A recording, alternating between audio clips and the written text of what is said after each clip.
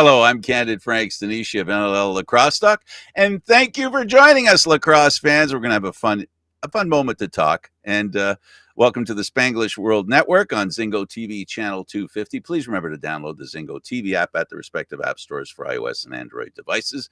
While you download, make sure you rate and leave a comment. Both apps are absolutely free. Zingo TV is available on Google, Chromecast, Amazon Fire TV sticks, Roku sticks, and also on all smart TVs 2016 forward. Now, joining us, NLL Lacrosse Talk, of course, wouldn't be Lacrosse Talk without Gary Groob and our very special guest, Scott Godfrey of Lacrossing Barriers. Scott, thank you for doing this. Thanks for having me on. I'm very grateful. We decided we didn't want to have your picture on there because you made us look really terrible. We felt we couldn't be compared to you, so we decided we're only going to do the mic with you. No, actually, we had some technical difficulties, and Scott has been kind enough to be patient enough to try and make it work, and we're just going to do it. It's important that we hear from you, so that's what we're doing here. So first of all, again, thank you for being here. And second of all, how did you get involved in lacrosse? I was born into it, I think. I played my first game before I was 4. Started coaching when I was 13. But when you have a dad from just outside Peterborough and you grow up in Victoria, those things are going to happen. Wow, that's like two major lacrosse worlds. Yeah, it's just been basically part of my life. I cringe to think that when I was just before I turned 4, my dad cut a Logan traditional stick down. Cut it in half so that I would have a stick. Yeah. Oh, wow. That's amazing. That's also a commitment. By the stick, I mean. By the stick, I mean. Yeah. It was, but I think back then when you had a wooden stick, you started loosening up the leather. If you're playing in April, you started loosening up the leather in February and March, and getting some dubbing and snow seal on it. And you took, it was a different age, different era, but you took care of things a little differently. That's amazing. So here we are. It's 2024, and now I'm going to let Gary loose on you, and we're going to go back in time, and we're going to talk about history. I want to start with a bit of your playing career. And of course, on our other show, you went into detail talking about your life as a goalie. Let's talk a little bit about that. Yikes! Well, I always wanted to play goal. Started playing when I couldn't. My head didn't touch the crossbar in box, but I just always wanted to play goal. I don't know why. Never really. My dad just said when I wanted to play, I want to do that, and I think I played 3 games of out in my life from the time I was 4 till I was 30. Wow. They didn't go well. Now, you've played with some really, really big names in lacrosse. You even represented Canada, I believe, in 1994. Yeah? Yeah, I was on the staff as an apprentice coach. Chris Hall was the head coach. I'd known Chris since, oh my goodness, 76, 77, when my dad was on staff with the Victoria Shamrocks. Wow. I played with and alongside Chris with the Victoria Sea Spray and Victoria Waxman field team in the early 80s. And when when the trials came for 93, 94, I got a hold of him and asked if I could help. So we went to some of the regional camps, and I started just lending a hand. And I was very fortunate to be able to represent our country in Manchester. And at the Commonwealth Games, we were a demo sport in 94 in Victoria, my hometown. Wow. And don't forget the skeleton. Yeah, I was just about to get to that. How did you get involved in skeleton? Yeah, we brought it together. Skeleton, wow. Where do we go from there? I was always fascinated by sliding sports, and I think just at the age I was, it kind of was a vain thing. I wanted one more kick at the can at trying to represent Canada.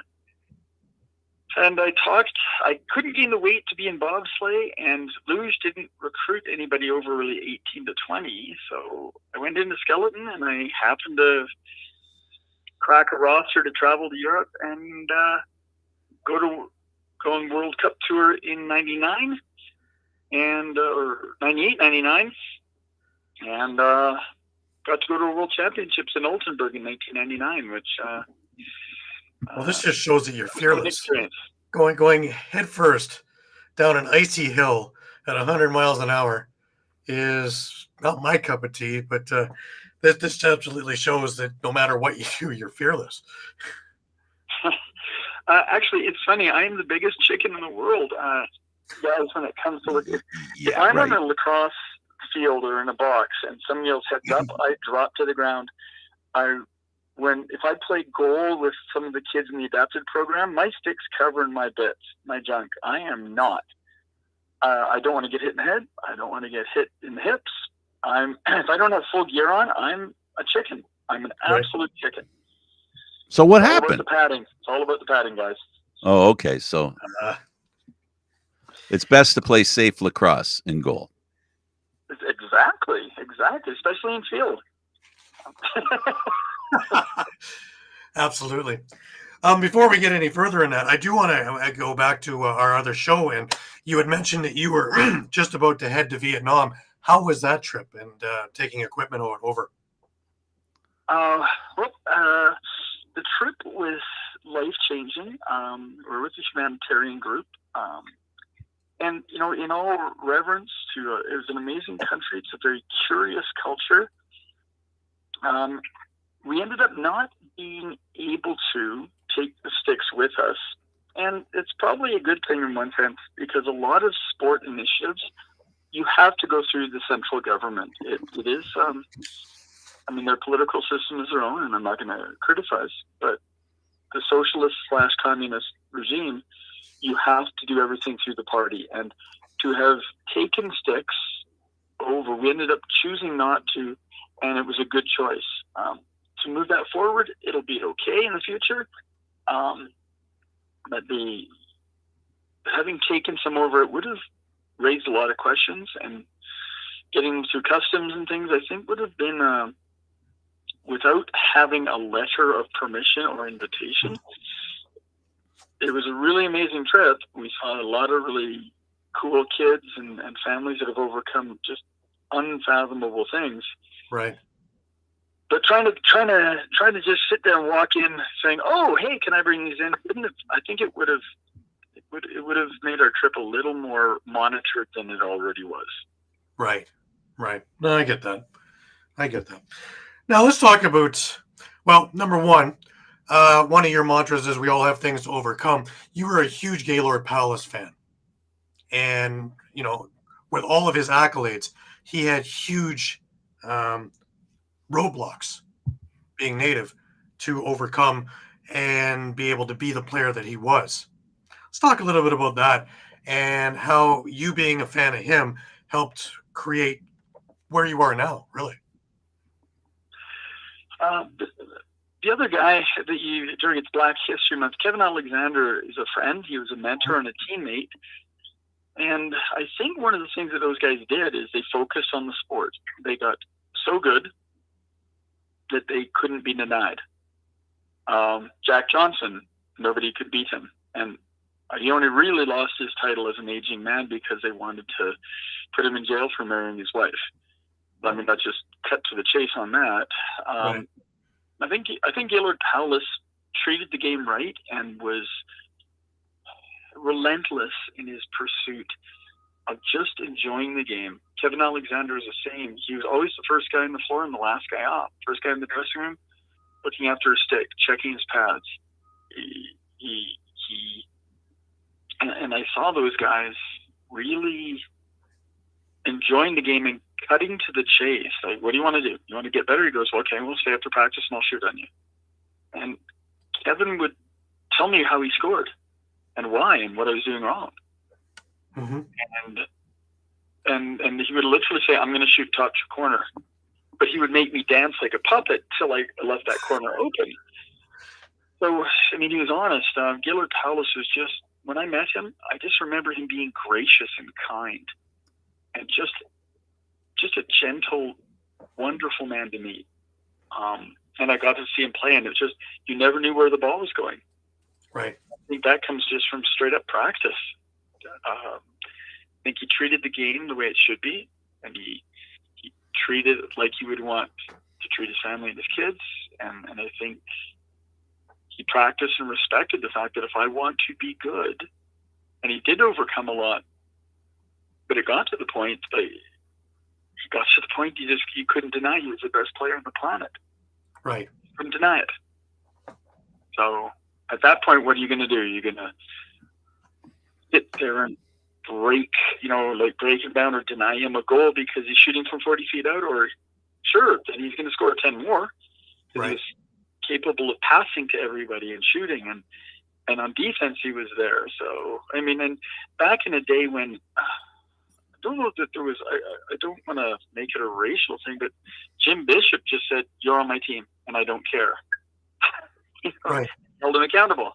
He had literally staggering stick skills. He won 4 Minto Cups in a row. And I think he just took every opportunity to learn and make himself better. Right. People look at those pictures of him with the knee braces on. He didn't have bad knees. There's video and film footage of him saying, I wore them because they had metal struts in the sides so that when guys hit me, it wouldn't hurt as much. Right.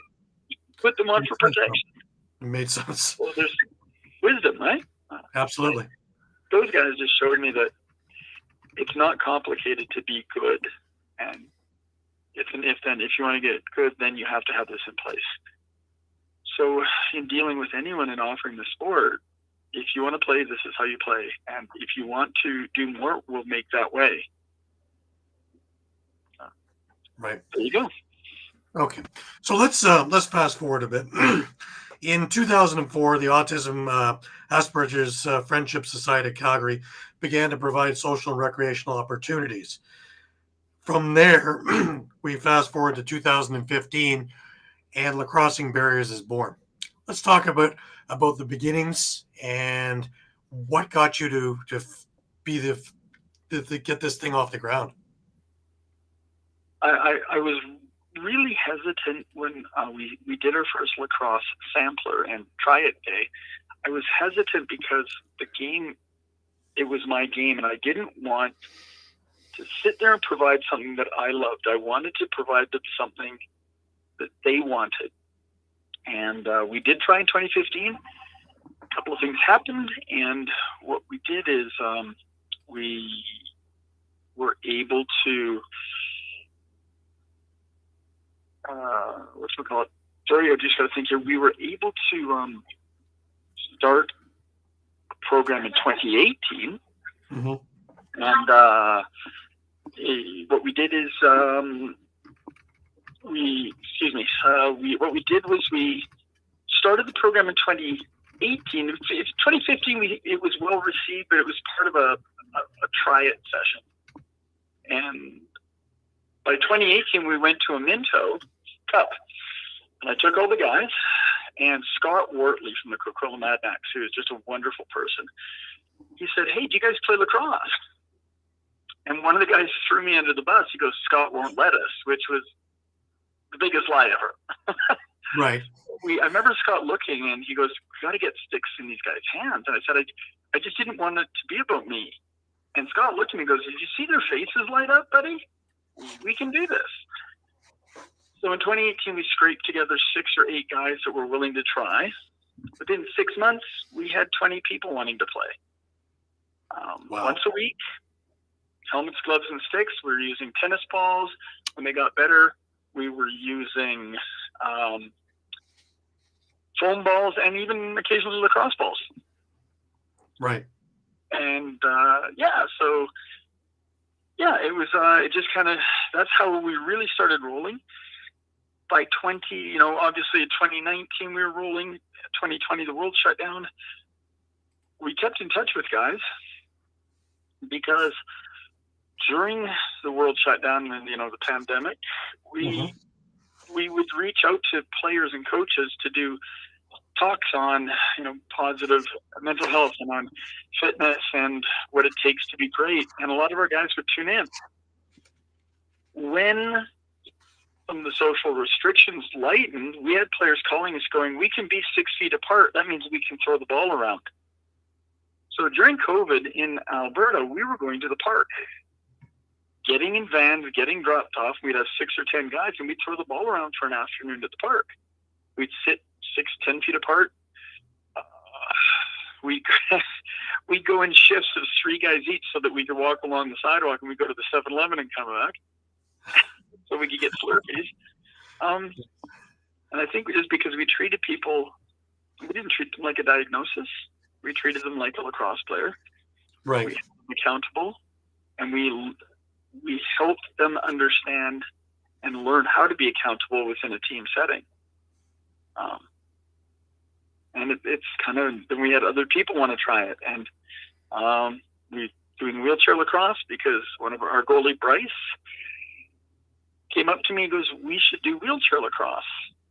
And this was 2021, 2022, when we could go outside. And I go, why, Bryce? And he said, well, Megan is in heaven. And that's my oldest daughter passed away in 2020. And he said she was in a wheelchair and I missed playing lacrosse with her. Right. So, at that point, it's like, I'm not crying, you're crying.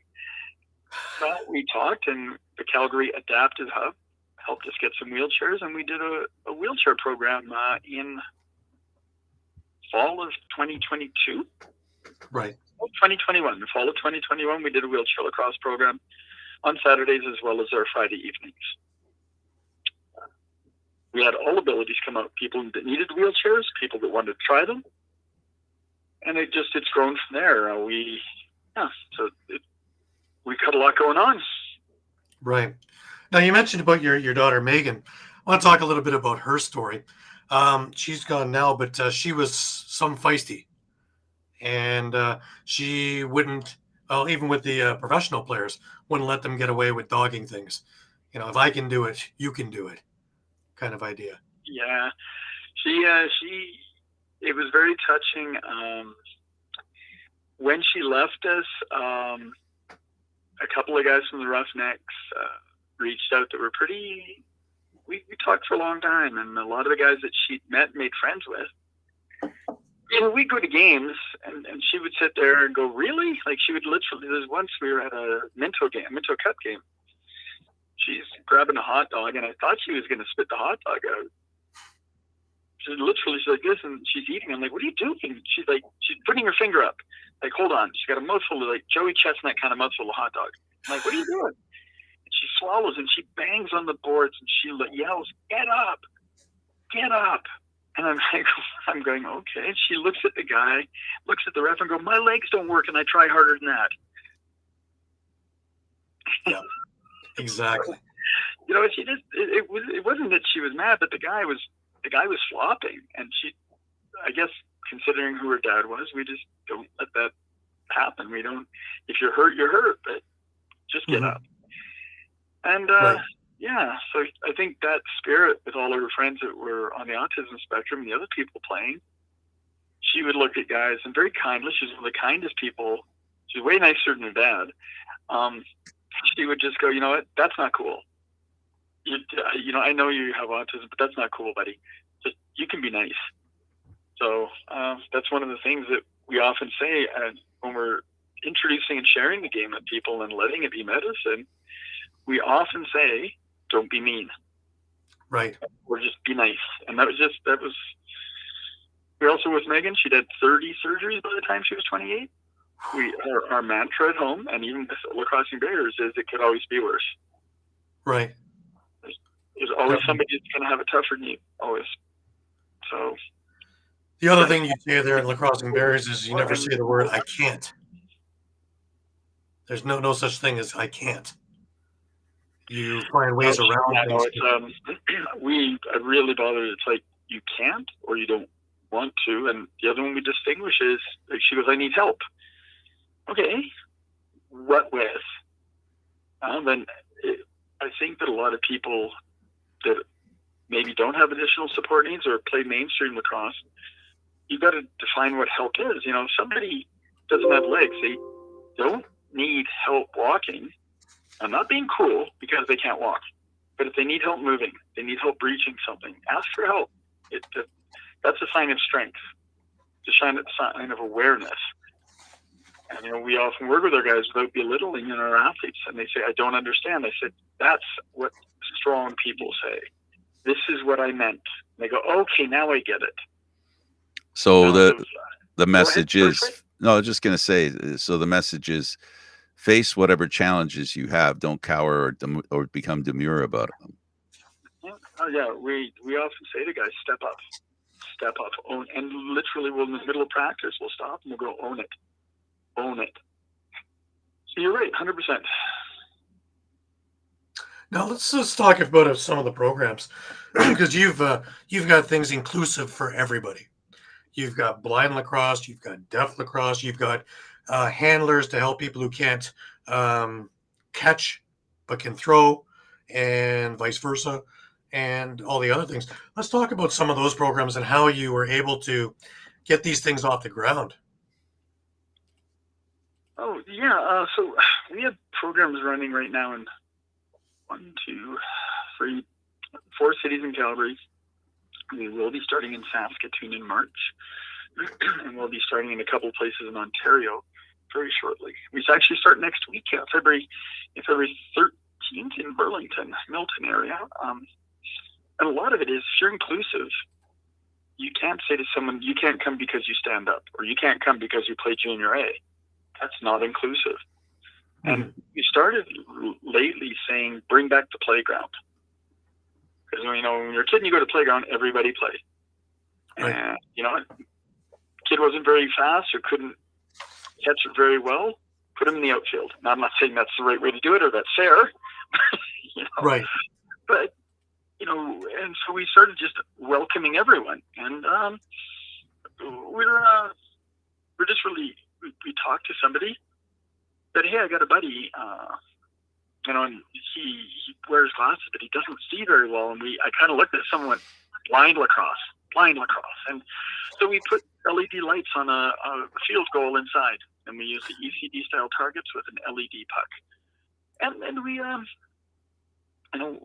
we just, what we basically said is yes, and then worked around that, and, kind of panicked or scratched our heads after we hung up the phone.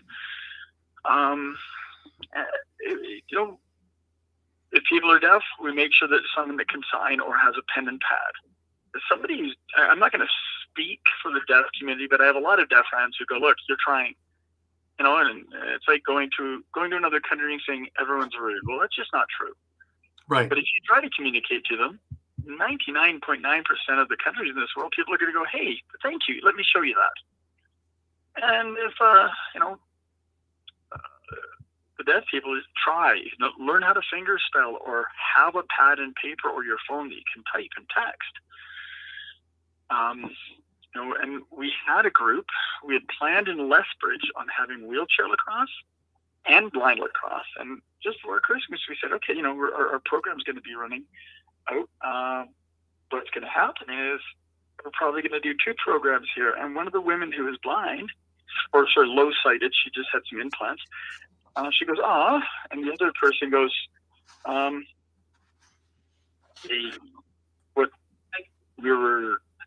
what they said is both of them said, well, can't we just play together?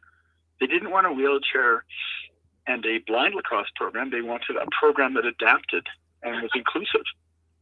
And I just basically, after talking to you and say, nobody wants to play and exclude people, well, for me to say, no, we're going to have 2 programs is the tail wagging the dog. They all wanted to learn together. They all wanted to do stuff together.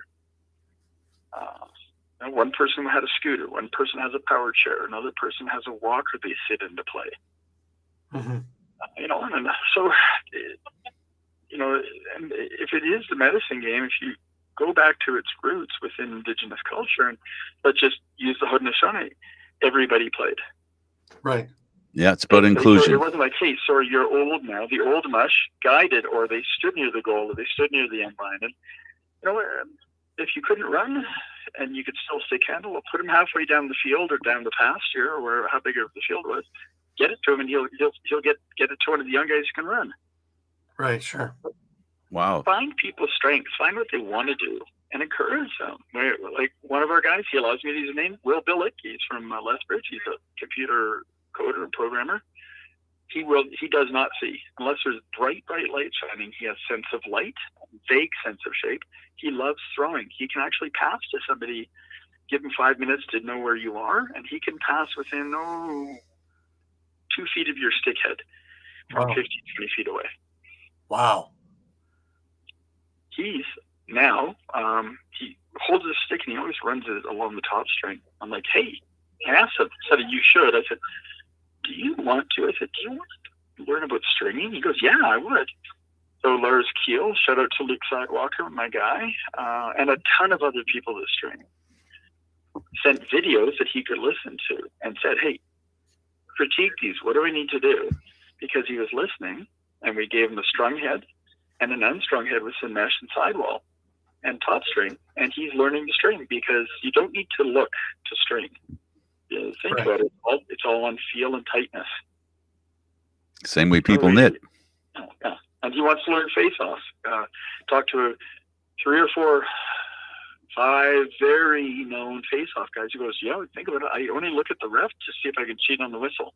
Oh. Well, that's what, if you look at guys looking at, they'll all admit I'm looking at the ref's mouth. Because they have to feel the ball. They have to get there first or adjust. So do you need to see the ball to do a face-off? Well, according to a bunch of the guys that are pretty big players or play pretty good college, they're like, no, man. I was always feel, and I would, if I knew it was there, I would, or he had it, I would get my stick around and counter. Well, Will now wants to learn about face-offs. Amazing. So, yeah. That's awesome. Well, you mentioned about your staff. Let's talk a little bit about your staff.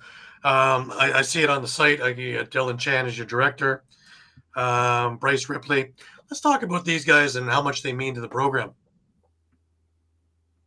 They mean everything. It's not Lacrossing Scott Godfrey, and it's not.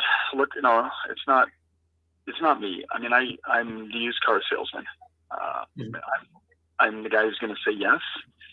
I'm the guy who's going to do logistics. But Dylan is probably the smartest, most talented guy not in the NLL. Uh-oh. I think we just lost Scott. Yeah, I think we did. Well, you get him back now. It's pretty amazing. I just have to. I got to give away the technology. Here he comes. Here he comes back.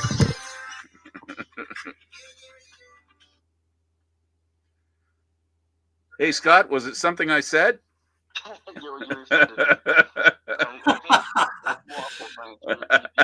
You need to be more candid, buddy.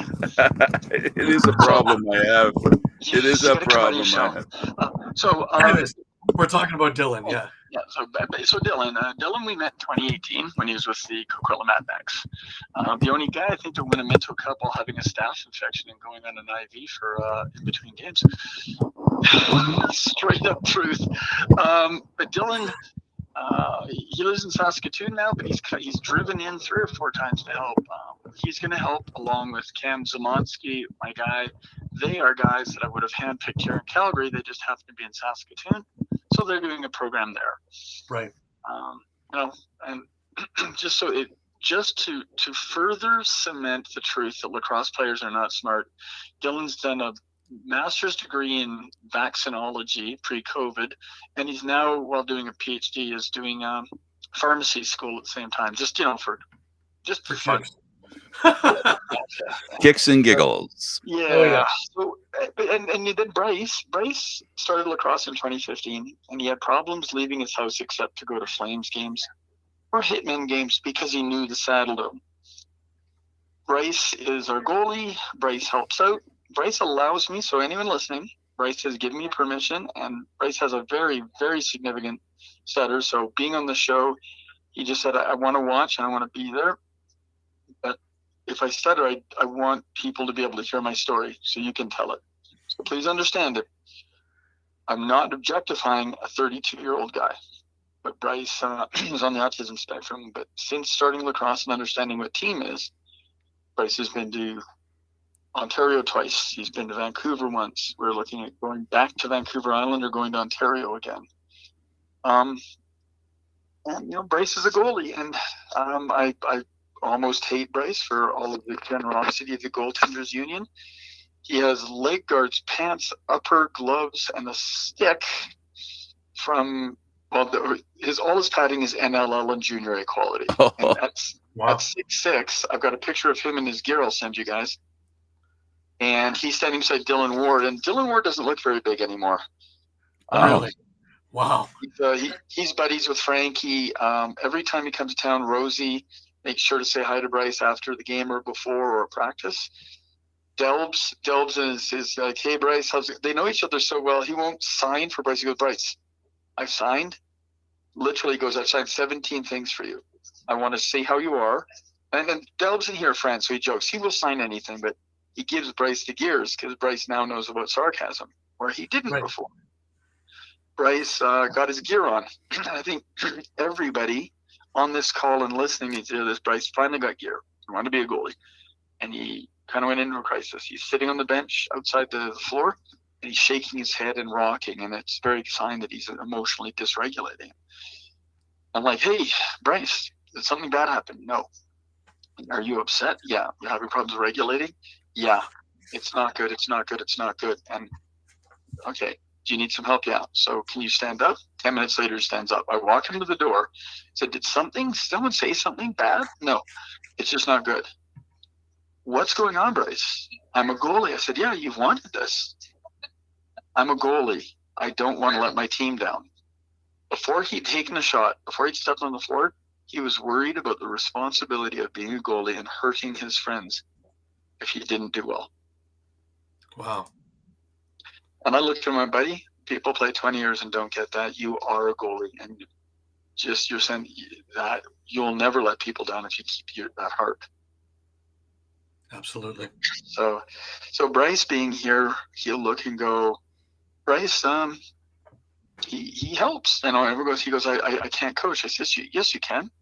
I said, do you know how many buckets of balls I ran around in Manchester, different practices, and set up cones?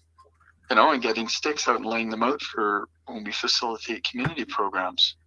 Bryce is there. And he's done his community development. He's done all the jumpstart coaching programs he can. Right? So I'm not going to condescend, and I'm not going to hold it. I will hold his hand, but I'm not going to say, hey, Bryce is my coach. No, Bryce is one of the coaches, and he does a really good job at unloading the van and setting up the sticks and making sure the balls are all put away. Right. Now, we only have a couple of minutes. I want to get to a couple of things here. What would a new person joining, what can they expect? I think you can expect that we will listen to you.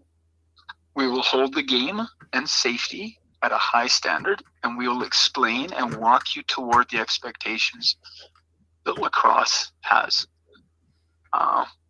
It is a game. And I say that. It's a game, and if we don't have fun, why are we here? There's no point.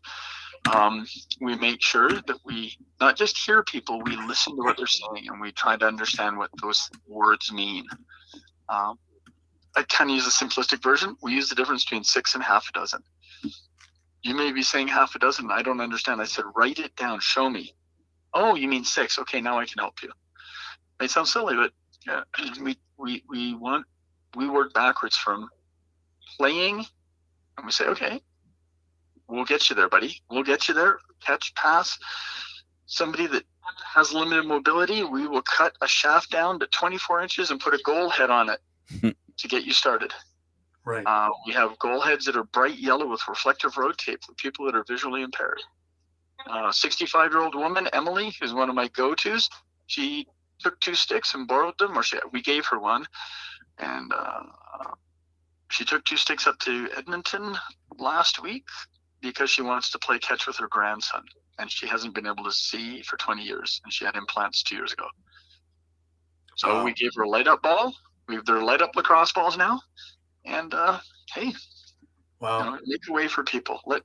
And it's about choice. We'll let you choose. If you don't want to play lacrosse, great, but we've provided everything we can for you to have a real, authentic experience and really be listened, be respected and listened to and shown kindness. Right. Now, we only have 2 minutes left. I want to make sure that everybody knows that you have merchandise for sale at lacrossingbarriers.com. No, it's .org. Sorry, Gary. It's lacrossingbarriers.org.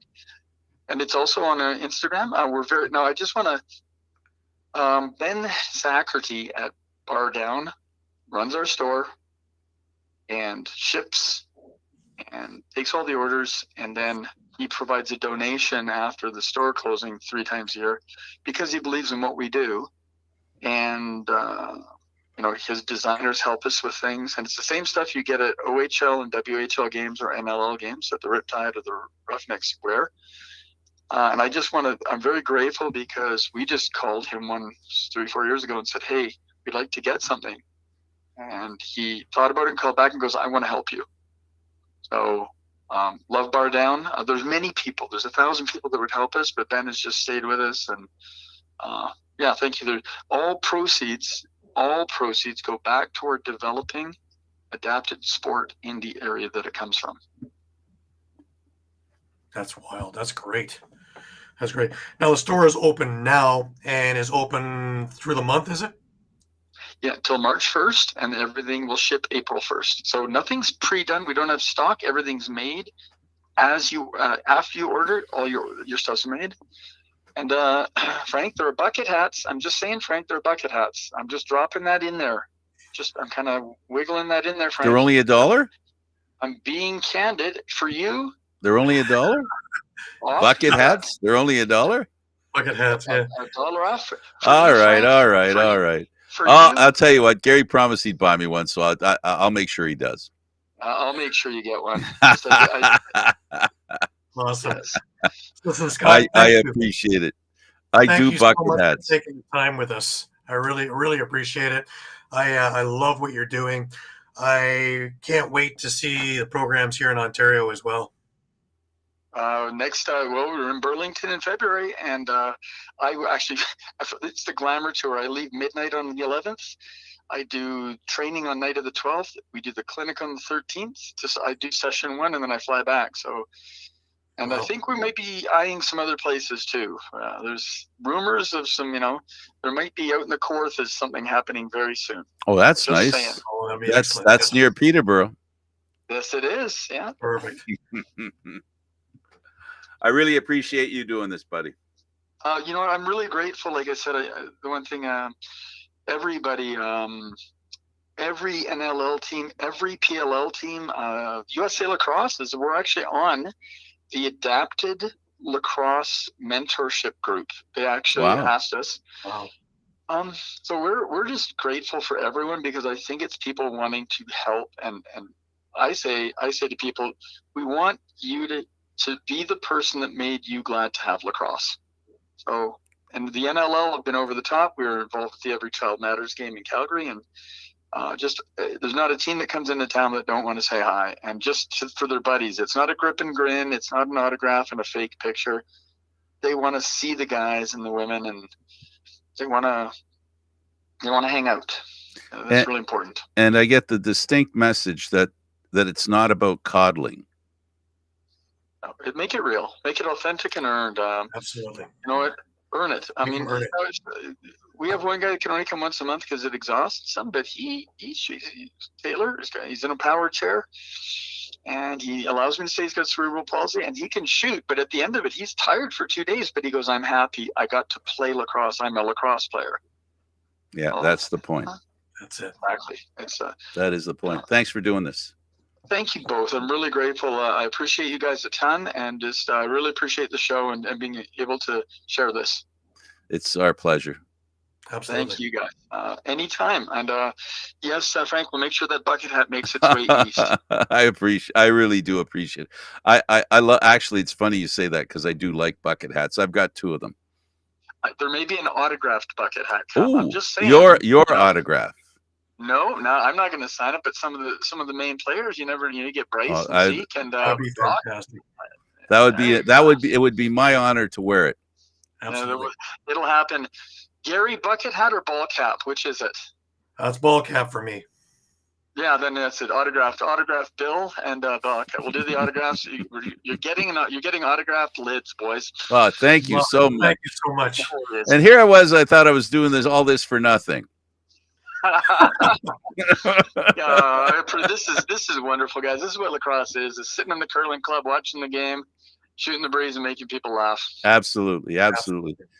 Okay, well, for Gary Groob and Scott Godfrey, I'm Candid Frank Stanisci. Thank you for watching NLL Lacrosse Talk, seen live Thursdays at 4 p.m. Eastern Standard Time. This show can also be heard on the Spanglish World Radio Network. For Lacrosse Talk, news, entertainment, and other sports programming we offer, please check out SpanglishWorld.ca. Spanglish World. Watch it, hear it, read it, download it, live it. Thanks for watching, everybody. See you next Thursday at 4 p.m. Have a great one.